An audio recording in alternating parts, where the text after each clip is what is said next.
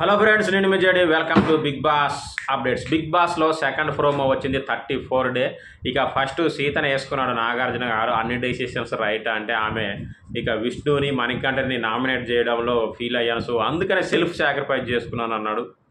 ఇక అన్నది ఆ తర్వాత నైనిక చిన్న బాంబు పెద్ద బ్లాస్ట్ అంతా ఏమీ లేదు ఆడ, కానీ డ్రెస్ మాత్రం బాగుంది అనిపించింది.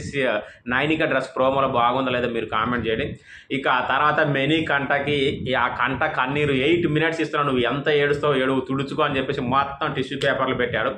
నిజంగా నాకు తెలిసి ఈ ఒక వారంలో మోస్ట్లీ మణికంఠ నిజం బయటపడేటట్టుంది. అంటే ఒరిజినల్గా ఏడుస్తున్నాడా లేదంటే ఆర్టిఫిషియల్గా అనేది తేలిపోయే టైం దగ్గరకు వచ్చిందని నేను అనుకుంటున్నాను.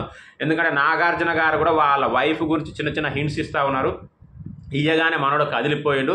సో కాబట్టి ఇక మణికంఠ అయితే జెన్యూన్ లేకపోతే ఫేక్ అనేది ఎంతో దూరం లేదు. మరి మీరేమనుకుంటున్నారో కామెంట్ చేయండి. ఎందుకంటే సీత ఒక మాట అన్నది, మేము అతన్ని కార్నర్ చేస్తలేము సార్, అతనే మమ్మల్ని కార్నర్ చేస్తున్నాడు అని, అంటే హౌస్ మొత్తాన్ని. సో హూ ఈజ్ రైట్ అనేది మీరు ఖచ్చితంగా కామెంట్ చేయండి. Thank you, bye.